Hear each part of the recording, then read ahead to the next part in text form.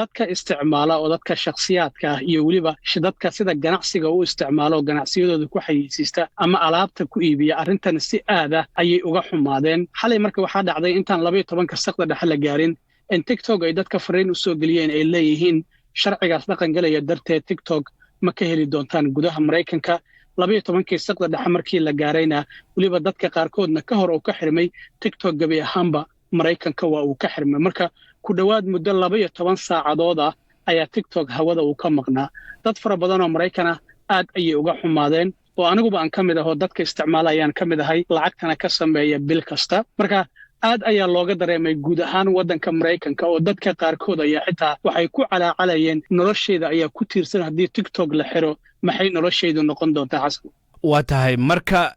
cilmiyow hadda uu soo laabtay TikTok soo laabashadaasna dareen caynkee ah ayay dadku bixiyeen markii la yidhi saacado kadib uu soo laabanaya ama uu soo laabtaba xasanow waxay ahayd farxad dadka TikTok waxaa la arkayay iyagoo dabaaldegaya inay muuqaal isaga soo duubayeen TikTok-ga inuu TikTok soo laabtana waxaa sabab u ahaa madaxweynaha maanta xilka la wareegaya ee Donald J. Trump oo bartiisa Truth Social ku soo qoray qoraal uu ku leeyahay shirkadaha fuliyay amarkii ahaa inuu TikTok xirmo wax ganaaxa lama kulmi doonaan sidaa darteed waa in TikTok la fasaxaa wareegta ayaana la filayaa marka la dhaariyo maanta inuu soo saaro oo 3 bilood uu ku kordhinayo shirkadda iska leh ByteDance in ay uga iibin karto shirkad Mareykana marka waxa uu kale soo jeediyay in shirkadda iska leh ee ByteDance 50% ay lahaato milkiyadda TikTok shirkad kale oo Mareykana ay lahaato 50% sidaas ayaan xalka u arkaa ayuu yiri marka cilmi maadaama arintani ay soo martay marxalado kala duwan oo Mareykanku muddo uu ka fakarayay in uu mamnuuco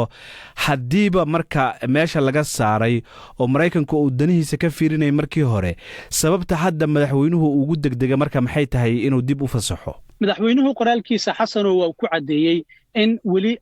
waxaan doonayna ayuu yiri in ammaankeena qarankana aan ka talino waayo dawladdu waxay ku andacoonaysay Mareykanka in xogta dadka Mareykanka ah ee 170 milyan ka badan dawladda Shiinaha ay si fudud ku heli karto waxaana jira sharci ka jira waddanka Shiinaha oo dawladdu shirkad kasta haddii xogta ay weydiisato in shirkadu ay ku qasbantahay inay siiso marka Mareykanku waxa uu ka baqaya waxa ahayd xogta dadka Mareykanka ah ee 170 milyan ka badan in si fudud gacanta dawladda Shiinaha ay u gali karto kadibna dawladda Mareykanka loo adeegsan karo marka Trump waxa uu leeyahay inagoo ilaalinayna ammaankeena qaranka waa in shirkadda iska leh TikTok ee ByteDance 50% ay lahaato halka sidoo kalena shirkad kale oo Mareykana oo uu yiri annaga ayaa dooran doono iibsan doonto inay lahaato 50% xasanow sababta Trump uu amarkan uu soo saaray waxay ahayd ama qoraalkan uu soo qoray shirkadaha Mareykanka sida Apple Store-ka laga soo dejisto ama laga update gareeyo ama Play Store-ka iyo shirkad kale oo la yiraahdo Oracle oo iyaduna xogta TikTok ee Mareykanka kaydiso waxay ka baqayeen sharciga madaxweynuhu saxiixay waxa ku jirtay in haddii ay ku xadgudbaan sharcigaasi maalin kasta $5,000 la ganaaxayo marka Trump waxa uu shirkadihii u xaqiijiyay in aysan wax ganaaxa la kulmi doonin waana in ay fasaxaan TikTok oo hawada dib ugu soo laabto marka Trump wuxuu leeyahay inagoo ammaankeena qarankana ka fikirayno haddana waa inaan u daneynaa shacabkeena oo dawladana lacag fara badan xitaa ay ka soo gasho TikTok oo ay dawladdu uga soo xaroto ganacsiyada iyo dadka isticmaalaba marka wuxuu yiri labada dhinacba inagoo u daneynayna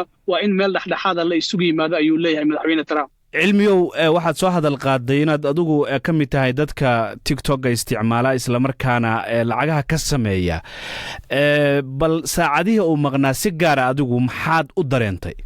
shakhsiyan waxa ay ka mid ahayd il dhaqaale oo ka mid ah ilaha dhaqaaluhu oo iga soo galo bil kasto sidaa darteed waan dareemay aniga nafsad ahaanteedu xalay markii la xirayay anoo isku dayaya inaan muuqaal geliyo ayaan waxaan arkay qoraalka ay TikTok soo geliyeen ay leeyihiin waan ka xunnahay wax yar kadib TikTok available ma ka noqon doono oo ma ka heli doortaan Mareykanka marka sidaa darteed xasanow anigana waxaan ka mid ahaa dadka sida aadka ah uu u saameeyay xiritaanka TikTok waxaan ku faraxsanahay inuu hadda dib u soo laabtay isla markaana uu shaqaynayo muuqaalana aan karo dadkiina ay igala socon karaan